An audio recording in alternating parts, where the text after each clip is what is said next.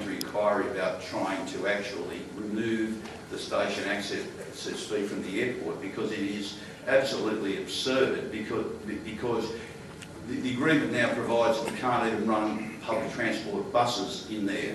You've got tens of thousands of workers unable to get the train to Sydney Airport because of the station access fee, and so you've got gridlocked roads simply over a stupid policy that doesn't allow people to get the train.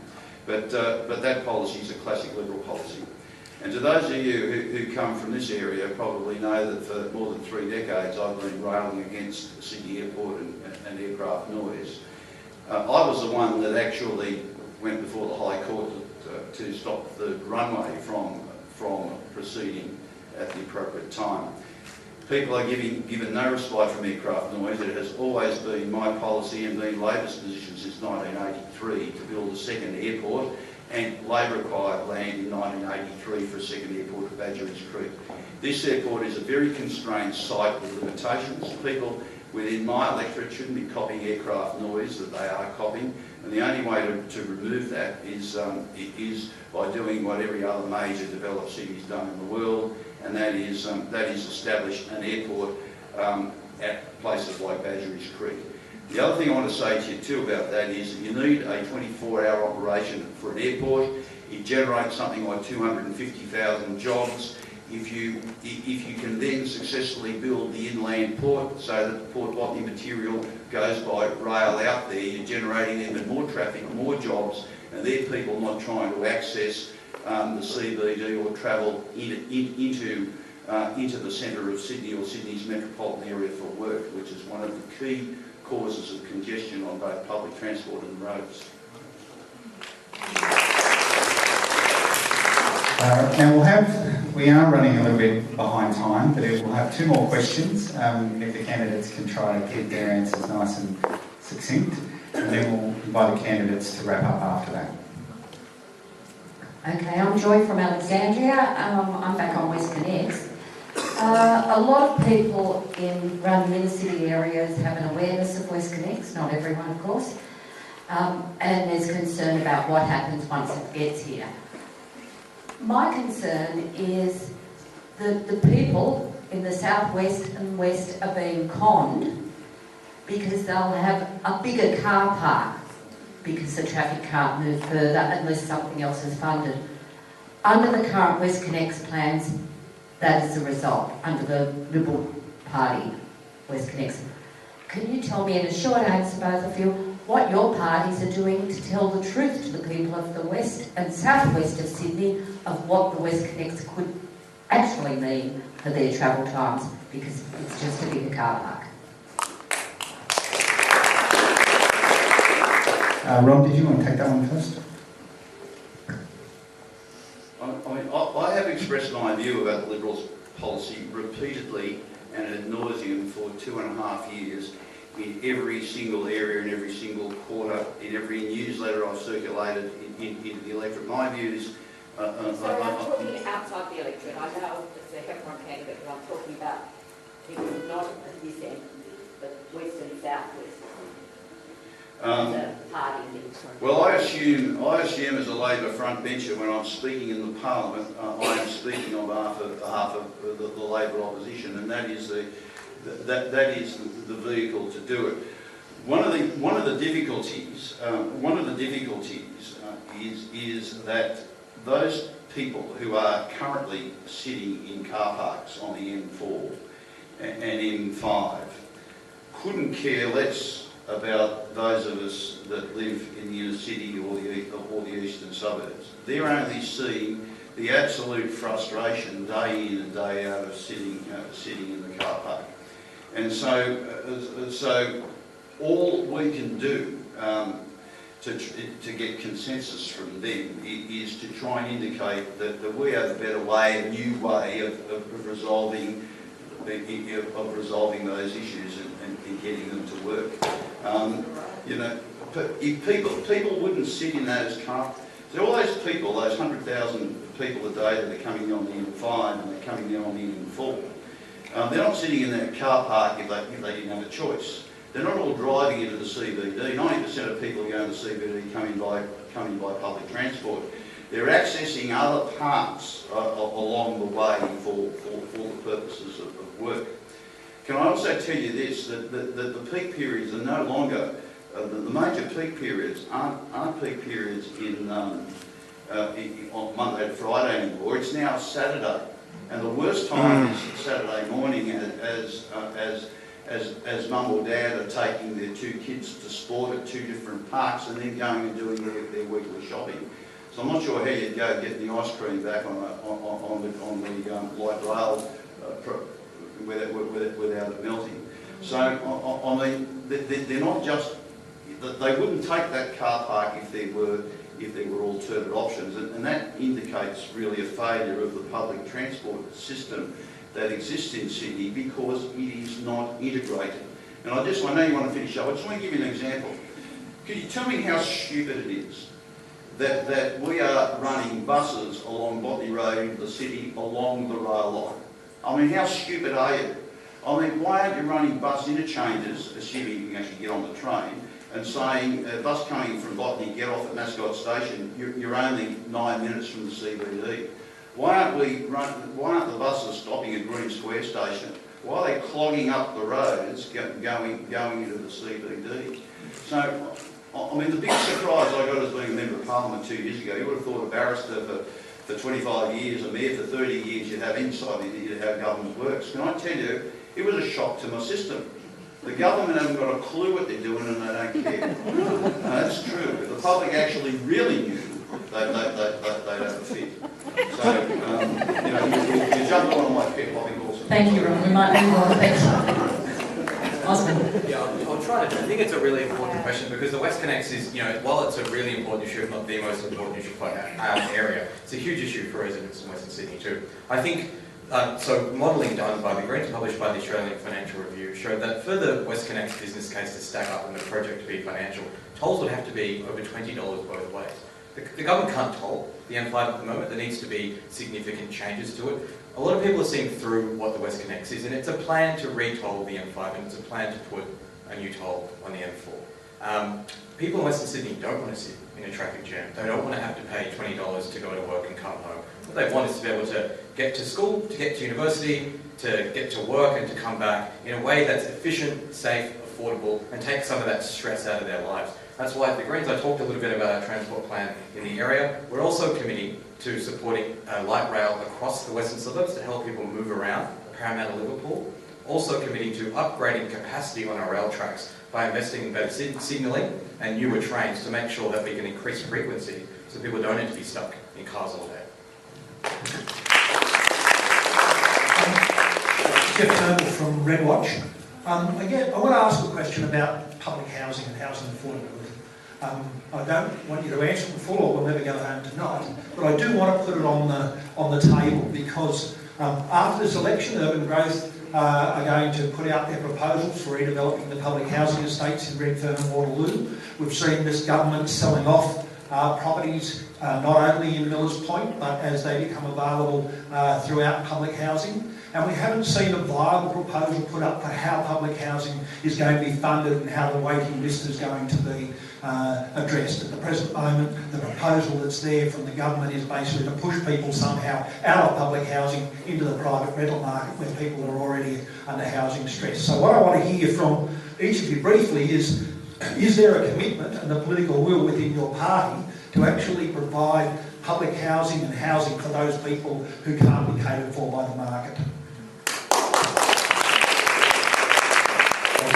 Go first. Yeah, it's a great question. It's another really important issue for the local area. So I think I didn't mention this when I was talking about the Australian Technology Park earlier. Like one of the concerns that we've got, one of the concerns that I know a lot of you have as well, is that sell-off is likely to be the first stage in a wider sell-off of public housing in that Central Beverley corridor, flogged off to developers in a similar way as what's being proposed at Millers Point. A promise without any guarantees that somewhere down the line some new public housing will be built somewhere in Sydney for people to move into. You can't uproot people that way. You can't treat people with that lack of dignity. What we've got two issues in terms of public housing. I think we've got a maintenance backlog that we need to resolve. We need to fund public housing maintenance to make it safe, to make it clean, to make it a respectable place so people have dignity when they go home. We also need to invest in the construction of new, affordable dwellings. I think that one of the most successful ways to do this is some of the community housing projects that we're seeing. CUS is doing things. I think what we can do is set up higher developer levies. The developers that are making tens of millions of dollars in profits from developing areas around Sydney should be putting that money into services, but also community and affordable housing across Sydney. The Greens this election campaign had unveiled a renters' rights package. So there's one side of things, which is public housing, community housing, social housing. We can also reduce costs for people in the rental market, which Heffron has a huge number of. New South Wales, Australia, has one of the worst records when it comes to security of tenure and when it comes to capping price rises. In the ACT, a landlord has to argue for a price increase above CPI. In New South Wales, it's the other way around. The tenant can increase price as much as they want, and then it's up to, landlord can increase price as much as they want. Then it's up to the renter to actually argue through the tribunal why that's not fair. We're pushing for that to be flipped. So if landlords want to charge more than CPI, they need to make the case to that. Obviously, there needs to be allowances for improving, renovations and maintenance, that sort of thing. And we're also calling for guaranteed tenure for tenants. This is something that's common across Europe, for example. It's even common in North America. In Australia, we've got really weak tenancy laws, and that means that landlords can just throw out people without cause. Those sorts of things, I think, are having a really negative impact on the rental market, and people that I'm speaking to across the electorate are saying they support increased tenancy rights, and they support some way of making the rental system fairer in terms of rent increases.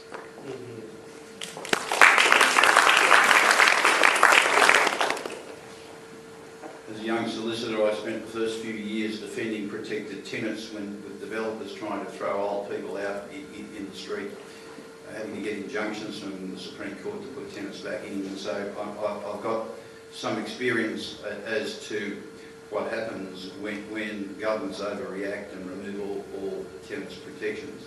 Jeff, wherever you are, as you know, I've been the greatest champion for public housing tenants in the 2 years that I have been here, and have witnessed the squalor and the terrible way in which they live, and have battled and been sometimes successful. Now, for example, I got a commitment out of the Liberals aimed by shaming them with current affair to guarantee the Erskineville public housing, which was at one stage going to be sold, not be sold, and got a commitment of several million dollars to restore that. I can give you this commitment on behalf of the Labor Party. We're elected on the 28th of March. All those run-down properties and all those properties that you suspect that may well be sold to developers in the Redfern Waterloo area won't be sold. And I can say to places like Alexandria, Erskineville Bowling Club, where housing won't renew the lease because they're eyeing off that green space in that club for development. I can tell you that if we're elected on the 28th, Basher, we'll renew that lease, and we won't be setting aside that bowling club for developers. I actually think that housing is so incompetently managed, and that the quality of maintenance is so poor that there are considerable savings simply by making them efficient. If you allow these buildings, as they do, to deteriorate to the extent that they deteriorate, not just growing trees out of their guttering, but mould and destruction occurring throughout the buildings, and if you don't maintain them, ultimately, when the local member puts some pressure on them, they've got to fix them, it costs a lot of money.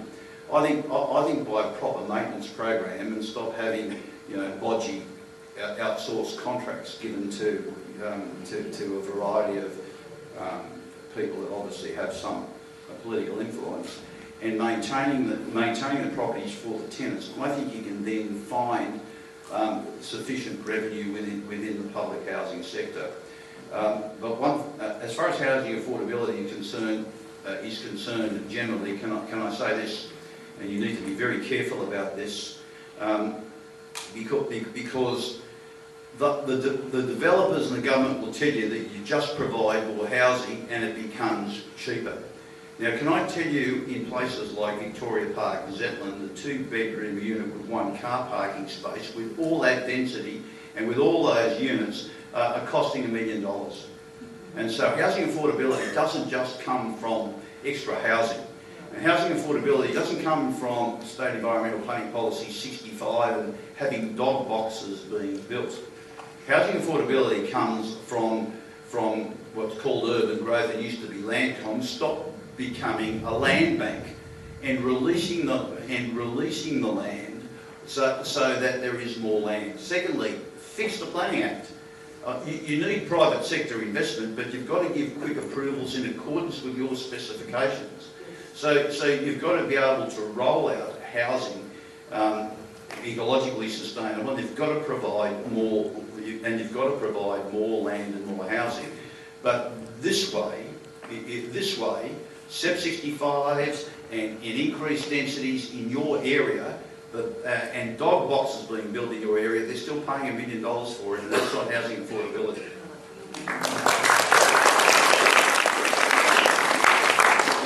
Thank you, everybody. We are, if our two candidates will allow us, going to allow 3 minutes for each of them, if they would like, to do a quick summation, and then we'll close the evening. So, Ron, as you went first, I'm going to ask Osman to go first, if that's okay. Sure. So we've got the timer reset down in front here. I'll ask you, we've got the bell.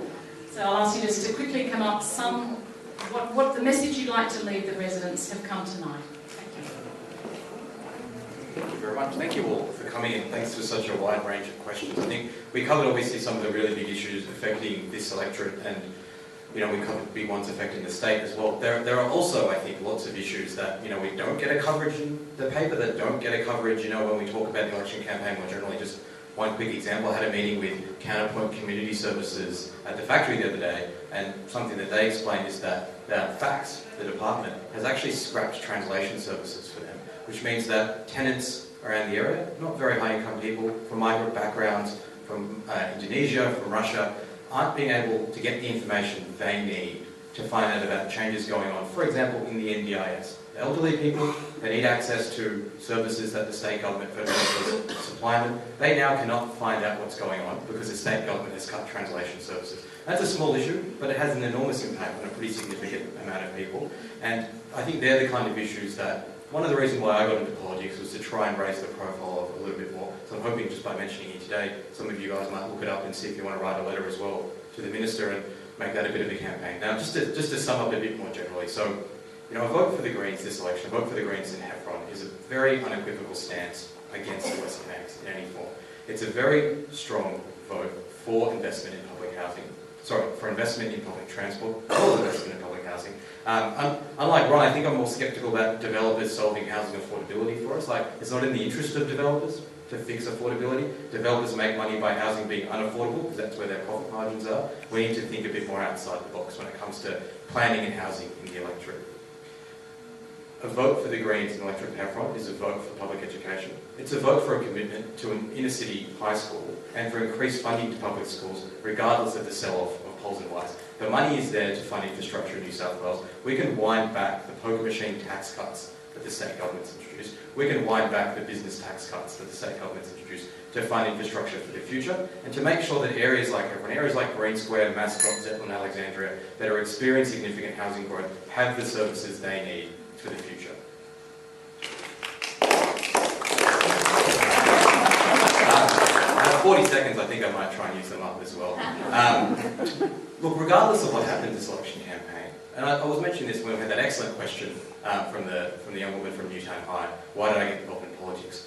I'm sanguine about the election. I understand it's a pretty solid Labor seat. I'm not running just to get a seat in Parliament and to sit there and to make speeches. I'm running because I want to raise the profile of the campaigns that residents and community groups are running. So regardless of the outcome of this election campaign, I commit to remaining solidly fighting with residents, fighting with community groups to stop the WestConnex, to stop privatisation of the ATP, and to fight for better planning laws. I'm looking forward to campaigning with you all post-March 28th. So thank you all again so much for coming. I'm looking forward to the last 17 days.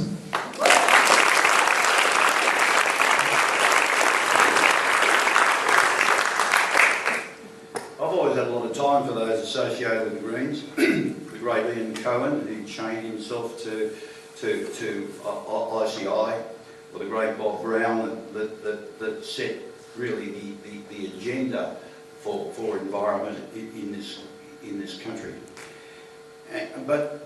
And when there was a thing online the other day where you answered a series of questions and they moved you on a graph as to where you were. So I really shouldn't tell my party that I finished up in the Greens.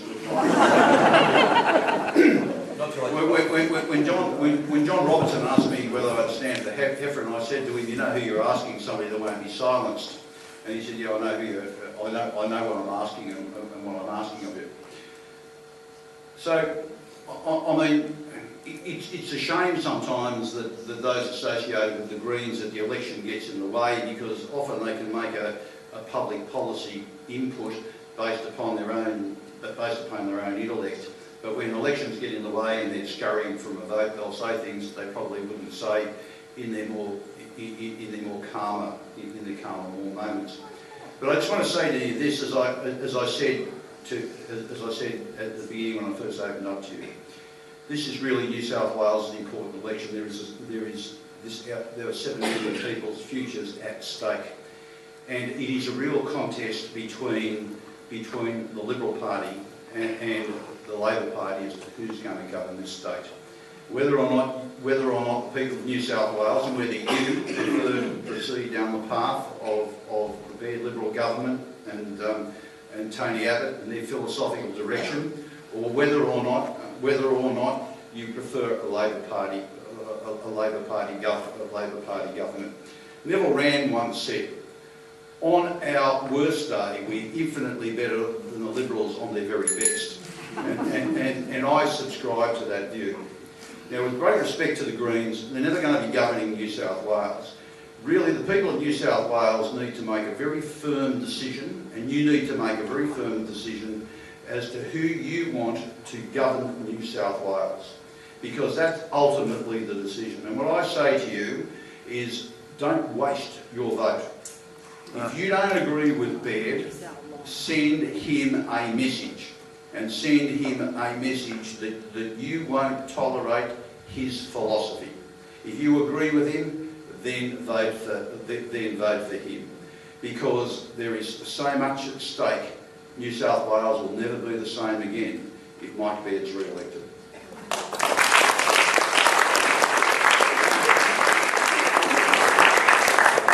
I'm not sure how I could sum up tonight, but I think I would say that we've heard from 2 candidates who have a great deal of passion and a great deal of commitment. And even though they stand at different political parties, I think, in fact, in some of the areas they have similar views, and I feel quite encouraged by that. It's also, again, disappointing that we do not have the Liberal candidate here tonight. However, I would like you to join me and thank the 2 of our 3 invited candidates for participating in tonight's forum. So thank you.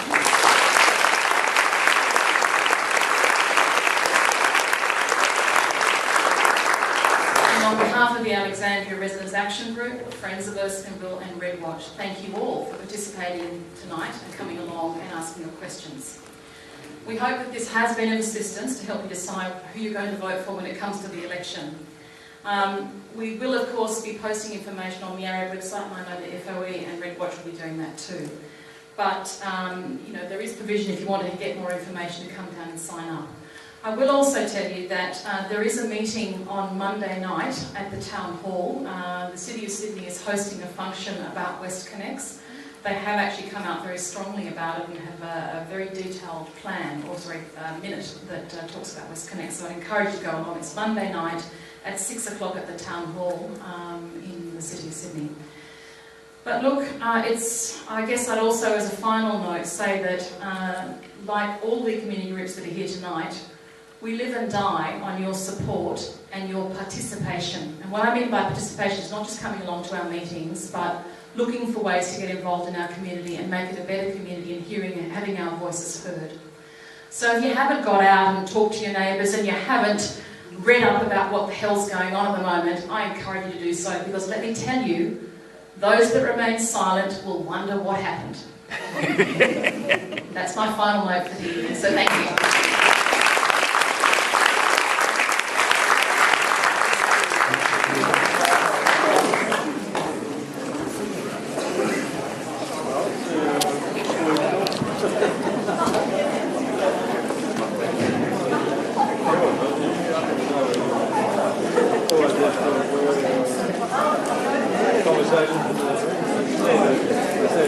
Is it going to be Yeah, maybe on YouTube. Probably ARAG and FOE will probably send out the link or whatever. But if you were to go into YouTube and just search, put it up on for the key terms, you might see it. Yeah. So I tell her it's out there. Okay. Yeah. Great. Now, what we